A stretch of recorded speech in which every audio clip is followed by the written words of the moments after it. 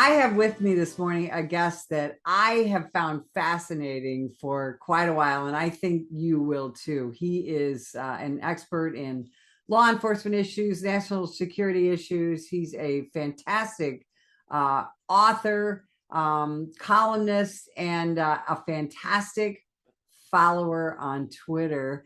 D.W. Wilber, welcome to the program. Well, thank you for having me. So tell folks a little bit about your career. You continue to have an amazing career, but let's talk about the whole career, because you've led a really fascinating life so far. I like to say it's not about the jobs or the years. It's all about the mileage, and there's been a lot of mileage, let me tell you. So I'm just a country boy from the Midwest, from outside of St. Louis originally, and I did time in the Army, and I joked that I was an oxymoron because I was in Army intelligence, which sometimes proved to be not an accurate title. But anyway, after I got out of the Army and that, I looking for work and jobs and that, and I became a cop, St. Louis County police officer. And following my law enforcement career, I went to work for the CIA, and I was hired in an undercover capacity with the agency because I was going to be spending my career overseas, and so I spent a lot of years overseas under diplomatic cover, working in a variety of countries: Eastern, Western Europe, Middle East. Then after I left the agency, since then I've been doing a lot of contract work,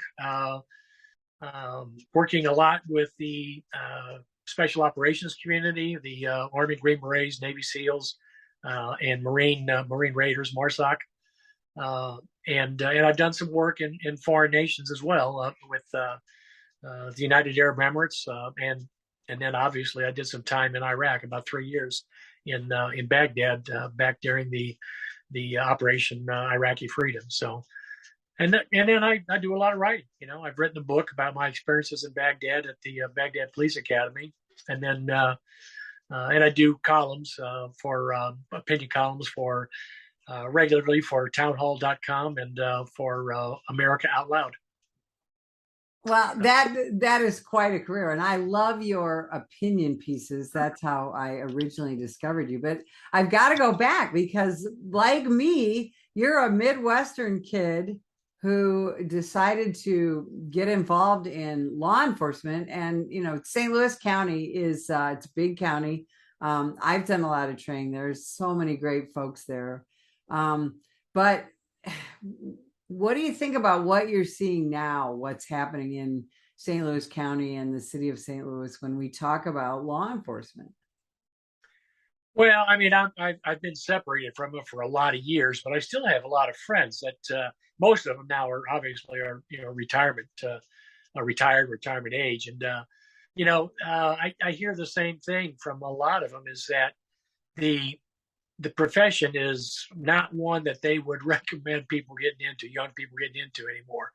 And that's sad to say, because you got into it for a reason. I got into, I'm sure, both of us, went into it for noble, purposes. We wanted to do something to give back, to be part of something that was bigger than ourselves. And it's hard nowadays with the pressure that law enforcement is under, not just in St. Louis, but in all over the country, as a result of, some self-imposed mistakes that have been made and things that have been done wrong in the past, but also just from the standpoint of the lack of support that that police are receiving now from their community, from their administration on their department or their municipality, the politicians. I'm really good friends with Tom Jackson, who I'm not sure if you're acquainted with him. And Tom was the chief of police at Ferguson during the riots. And Tom had a stellar career at St. Louis County Police. He rose up through the ranks, retired as a captain of the county police, commanded just about every different bureau within the county police. before he retired to accept the job as chief at Ferguson. And he had a heck of a good 4-year run at Ferguson before the shooting of Michael Brown happened, and and then basically all hell broke loose. And I had a lot of conversations with Tom. His brother Dan also is a retired St. Louis County police officer, both very good friends of mine.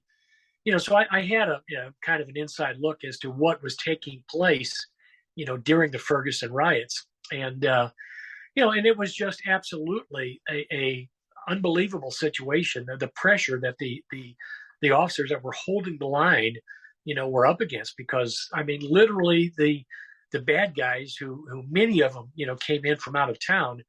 I mean, they were determined to burn the police station down. They were going to burn things down, which they ended up burning half the city down, really. But it was a situation where the municipal leadership actually was behind Tom. The mayor and that supported Tom, but ultimately it came down to a situation where, because of the political involvement of Missouri Democrat politicians, the Democrat governor of Missouri, Jay Nixon, and Senator Claire McCaskill, along with the involvement of the Obama administration, the situation just became untenable, and eventually Tom had to resign and retire, basically to save the city a lot of money. And so he chose to do that. He fell on his sword and left the city. And it's Ferguson has never been the same since. I don't know that it ever will be. One of the funny things that Tom told me was he said, for all of the leftist Antifa types and that, Ferguson actually had become almost a tourist destination, because oftentimes during when the rioting was going on, during the daytime it was relatively peaceful. A lot of older black members of the community would be there to protest and express their views and that, but they were very cooperative. They followed the rules. They stayed out of the streets and that, didn't try to block traffic or burn the police station down. And so there really was not a problem. And during that time, during the daytime when it was peaceful and quiet, all of these outsiders would show up just to get their picture taken in front of the Ferguson police station. Like I said, it became a tourist destination. It was only after dark when all of the problems started, and that was a lot of people from outside the community that had come in, and basically they were there to create civil unrest and that. And Ferguson is not unique. Ferguson was kind of the flashpoint, I guess. But then after Ferguson, obviously we've seen what's happened in other communities around the country, and it has discouraged a lot of people who at one point may have considered a law enforcement career. Not anymore. Now they've decided that it's just not worth it. Well, and that's so sad, because you and I both know that this was a wonderful adventure, as especially as young law enforcement officers, and it can lead to different things, or it can just lead to a wonderful life of serving your community and then retiring. But now law enforcement has become, we're under attack. We've become so politicized. Tell me your thoughts on that, because you saw what happened in Ferguson, and then what has happened since. What are we going to do in American law enforcement to get out of this horrible politicization of this profession that frankly shouldn't be there? We are sworn to protect everyone, regardless of their politics or their race, religion, sexual orientation, you name it. And yet we are frequently at the epicenter of American politics. Yeah, I mean, we're an easy target, because we're a public face of not just the community, but of this country. I mean, the police are the ones that are out there dealing with, the community, both the good and the bad, on a regular basis. I mean, it's who the public sees. If there's trouble or a problem in the community or whatever, they see the police officer on the scene. it's who the public goes to, for help when they, when someone breaks into their house or whatever, and they come home, they find their house has been burglarized and that, they don't pick up the phone and call a plumber. It's the police who respond. And then they, obviously they've got to try to put the pieces together to give some closure to those people. And, which is difficult to do. Anytime you have a situation like that, because people feel violated. My car, I got my car stolen a number of years ago. I was getting ready to go down to El Paso, Texas to work at Epic. If you're familiar with Epic, the El Paso Intelligence Center. And I had parked my vehicle outside a hotel the night before. And I was, the next morning when I got up I was getting ready I was driving down that day. There was an empty space where my vehicle had been parked the night before, and sure, I knew what happened then. I mean, I'd been a police officer, but you know what? I felt violated. I felt like, damn, what, my whole life was in that car because, I was carrying a lot of stuff with me that I was going to need right away when I got down there. And then the rest of my stuff was going to follow, by a moving van. But, I was like, what do I do now? And I ended up having to, because I had a box full of important papers, had my tax returns in them, my passport, and a lot of other documents that had my personal information all over it. And so I've been on one of those monitoring services ever since, because I anticipated having identity theft problems or something. And I carry a copy of that police report in my car ever since, because if I ever get stopped by the police and they tell me that I've got a warrant out for me, for some heinous crime somewhere, I want to be able to show them, hey, wait a minute, it may not be me you're looking for. So, that's, I mean, like I said, that's what people look to for answers. When things go wrong, they look to the police. And we're in this atmosphere now where our whole justice system seems to be more pro-criminal than pro-crime victim. And you just described what it's like to be a crime victim, and I guess car theft is a quote unquote nonviolent crime, but it has impacted your life for years since. And I don't think a lot of people realize that. No, they don't. I mean, and police officers, like I said, when you respond to a situation like that, people, they see what happens in TV and movies. The crime is solved in an hour, and the reality is, kind of a slap in the face to them when they find out that, in the case of a burglary, the odds are we're not going to get your property back. I mean, that's just the reality of the situation, unless the guy happens to be stopped by a patrol officer who pulls them over as they're leaving the scene and finds all of your belongings in the trunk of the car. The odds are your stuff is going to disappear in a lot of, and people, like I said, they've been desensitized in the sense to what the reality is, that we live in a dangerous world, and there's a lot of crime. The police respond and do the best they can, but it all isn't over in an hour, and you're not tied up in a neat little bow, and you're happy with the outcome.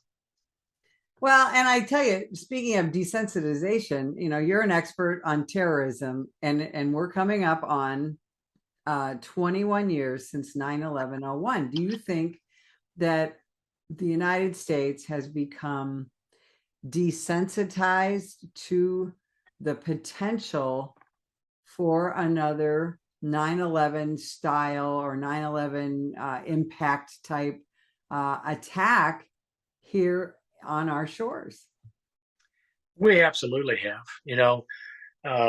That's one thing with our modern society. We go from one thing to the next, and our memory is short. And I do a lot of presentations around the country and also in foreign nations on counterterrorism.